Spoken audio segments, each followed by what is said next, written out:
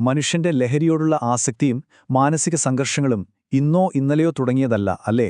എന്നാൽ നൂറ്റാണ്ടുകൾ പഴക്കമുള്ള ഒരു ബുദ്ധമത കഥ ഇതിനെ എത്രത്തോളം കൃത്യമായി വരച്ചുകാട്ടുന്നു എന്നത് ശരിക്കും നമ്മെ അത്ഭുതപ്പെടുത്തും. ഒട്ടും സമയം കളയാതെ തന്നെ ഈ വിഷയത്തിന്റെ ഉള്ളറകളിലേക്ക് നമുക്കൊന്ന് കടക്കാം. ഈ പഴയ സങ്കല്പം നമ്മുടെ ഇന്നത്തെ കാലത്ത് എത്രമാത്രം പ്രസക്തമാണെന്ന് കാണുമ്പോൾ നിങ്ങൾ തീർച്ചയായും അമ്പരയ്ക്കും. ഈ ആശയം പൂർണ്ണമായി മനസ്സിലാക്കാൻ നമ്മൾ ആദ്യം വിശക്കുന്ന പ്രേതം അല്ലെങ്കിൽ ഹംഗ്രി ഗോസ്റ്റ് എന്താണെന്ന് അറിയണം.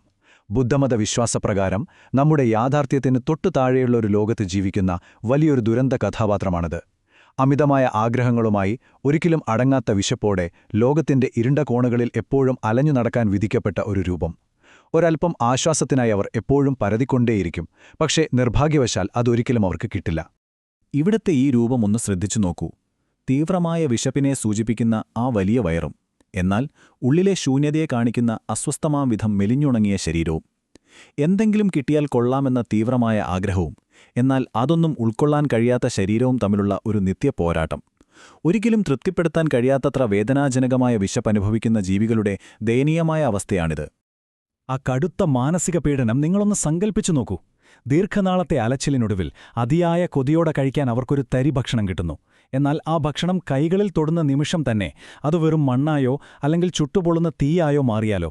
ആശ്വാസം തൊട്ടരികിലെത്തുമ്പോൾ അത് വീണ്ടും വലിയൊരു വേദനയായി മാറുന്ന, ഒരിക്കലും അവസാനിക്കാത്ത ദുരിതം. ഇവിടെയാണ് ഏറ്റവും രസകരമായ കാര്യം. പ്രശസ്തനായ അഡിക്ഷൻ സ്പെഷ്യലിസ്റ്റ് ഡോക്ടർ ഗേബർ മാറ്റ് ഈ ഭയപ്പെടുത്തുന്ന പുരാതന മിത്തിനെ നമ്മുടെ ആധുനിക മനഃശാസ്ത്രവുമായി നേരിട്ട് ബന്ധിപ്പിക്കുന്നുണ്ട്. അദ്ദേഹം പറയുന്നത് കേൾക്കുക. ഇത് ലഹരിയുടെയും ആസക്തിയുടെയും ലോകമാണ്. അവിടെ ഒരിക്കലും അടങ്ങാത്ത ആഗ്രഹങ്ങളെ നിയന്ത്രിക്കാൻ നമ്മൾ എപ്പോഴും നമുക്ക് പുറത്തെന്തെങ്കിലും അന്വേഷിച്ചുകൊണ്ടിരിക്കുന്നു. അതായത് നൂറ്റാണ്ടുകൾക്ക് മുൻപുള്ള ഈ പുരാതന സങ്കല്പമാണ് ഇന്ന് നമ്മൾ കാണുന്ന അഡിക്ഷന്റെ ഏറ്റവും കൃത്യമായ മനഃശാസ്ത്രപരമായ വിവരണം. ലഹരിയോടുള്ള ആസക്തി ഈ പ്രേതങ്ങളുടെ അവസ്ഥയെ എത്രമാത്രം കൃത്യമായി പ്രതിഫലിപ്പിക്കുന്നുവെന്ന് നോക്കൂ. നമുക്ക് ഒരു തരത്തിലും ആശ്വാസം നൽകാത്ത ലഹരികളോ അല്ലെങ്കിൽ മറ്റു പ്രവൃത്തികളോ നമ്മൾ വീണ്ടും വീണ്ടും തേടിപ്പോകുന്നു. ഉള്ളിൽ ഒരിക്കലും മാറാത്ത ഒരുതരം ശൂന്യതയുമായാണ് പലരും ജീവിക്കുന്നത്. നമ്മുടെ മുറിവുടക്കാൻ യഥാർത്ഥത്തിൽ എന്താണ് വേണ്ടതെന്ന് പോലും നമുക്കറിയില്ല എന്നതാണ് സത്യം. ഒരു ലക്ഷ്യവുമില്ലാതെ, പൂർണ്ണമായും ശ്രദ്ധയില്ലാതെ സ്വന്തം ജീവിതത്തെ ഒരു പ്രേതത്തെപ്പോലെ പിന്തുടരുന്ന അവസ്ഥ. ശരിക്കും പറഞ്ഞാൽ നമ്മളിൽ പലരും ഇന്ന് ഈ അവസ്ഥയിലൂടെ കടന്നുപോകുന്നുണ്ട്, അല്ലേ? ഭാഗം 1. ഒരു സന്യാസിയുടെ ദുരന്ത ദർശനം. ഒരാളെ മാത്രം രക്ഷിക്കുന്നതിലെ പരിമിതികൾ. നമ്മൾ അതിയായി സ്നേഹിക്കുന്ന ഒരാൾ ഈ അവസ്ഥയിൽ കുടുങ്ങിക്കിടക്കുന്നത് കാണുന്നത് എത്രമാത്രം ഹൃദയഭേദകമാണെന്ന് തെളിയിക്കുന്ന പൗരാണികമായ ഒരു കഥയിലേക്ക് നമുക്കിനി പോകാം. ബുദ്ധന്റെ അത്യന്തം കഴിവുറ്റൊരു ശിഷ്യനായ മൗദ്ഗല്യായനയെ നമ്മളിവിടെ പരിചയപ്പെടുകയാണ്. അദ്ദേഹം വെറുമൊരു സാധാരണ സന്യാസിയായിരുന്നില്ല.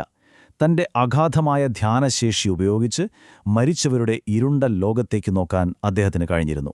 അങ്ങനെ ആഴത്തിലുള്ള ധ്യാനത്തിലൂടെ അദ്ദേഹം നരകതുല്യമായ ആ ലോകത്തേക്ക് ഇറങ്ങിച്ചെല്ലുകയും അവിടെ ദുരിതമനുഭവിക്കുന്ന ഒരു പ്രേതത്തെ കണ്ടെത്തുകയും ചെയ്യുന്നു.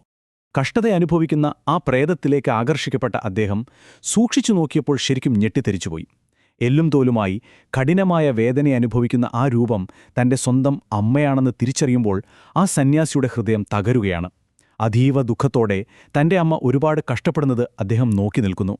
അവരോടുള്ള സ്നേഹം കാരണം എങ്ങനെയും ഇതിൽ ഇടപെടാനും അമ്മയുടെ വേദന കുറയ്ക്കാനും അദ്ദേഹം തീവ്രമായി ആഗ്രഹിച്ചു.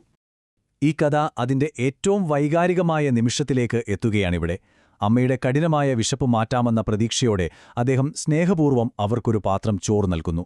അവരുടെ കഷ്ടപ്പാട് അവസാനിപ്പിക്കാൻ സ്നേഹത്തോട് നൽകുന്ന അടിസ്ഥാനപരമായ ഒരു കരുതൽ.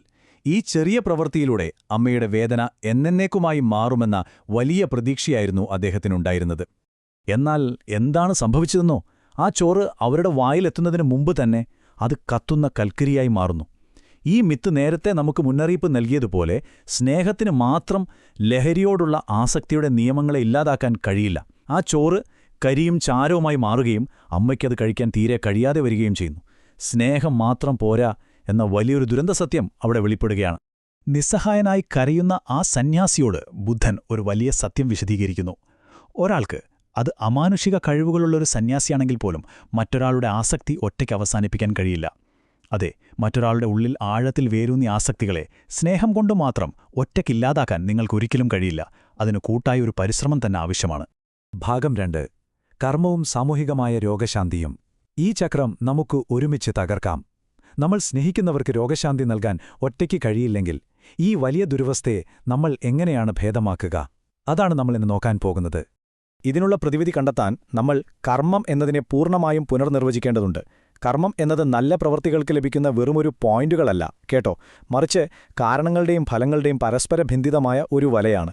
ഒരു വലിയ കുരുക്കിൽ നിന്ന് ഒരു വശം പിടിച്ചു വലിച്ചാൽ ബാക്കിയുള്ളവയും അതിനൊപ്പം വരുന്നതുപോലെ സങ്കീർണമായ ഒന്ന്.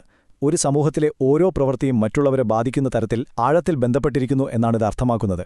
അമ്മയുടെ മോശം കർമ്മങ്ങളുടെ ചക്രം തകർക്കാൻ പരസ്പരം ബന്ധപ്പെട്ടിരിക്കുന്ന സമൂഹത്തിന്റെ പിന്തുണ ഉപയോഗിക്കാനാണ് ബുദ്ധൻ നിർദ്ദേശിക്കുന്നത്.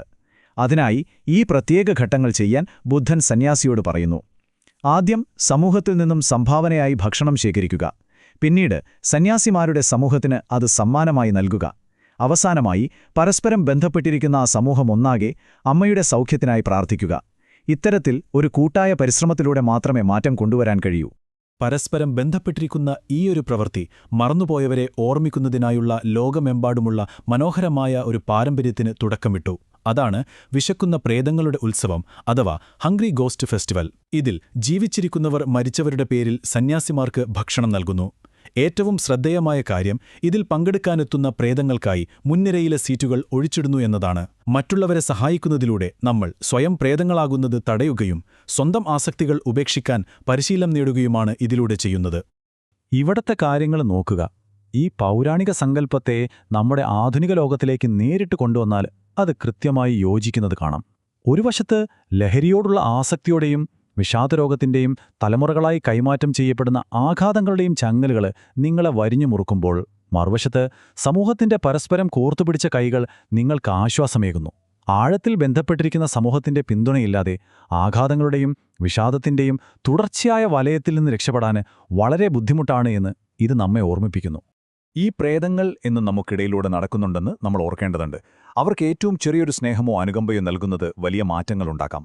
അതിലുപരി അവരിലെ അടിസ്ഥാന മാനുഷിക അന്തസ്സ് തിരിച്ചറിയുക എന്നത് അവർക്കും നമുക്കും യഥാർത്ഥത്തിൽ എന്താണ് ആവശ്യമെന്ന് കണ്ടെത്താൻ സഹായിക്കുന്ന ആദ്യപടിയാണ്. മുൻവിധികൾക്ക് പകരം അവരുടെ സഹാനുഭൂതി കാണിക്കുക എന്നത് മാത്രമാണ് ആസക്തിയുടെ ഈ സങ്കീർണമായ കുരുക്കഴിക്കാൻ സഹായിക്കുന്ന ഒരേയൊരു മാർഗം. നമ്മുടെ ഈ വിവരണം അവസാനിക്കുമ്പോൾ ഒരു വലിയ ചോദ്യം ഞാൻ നിങ്ങളുടെ മുന്നിൽ വയ്ക്കുകയാണ്.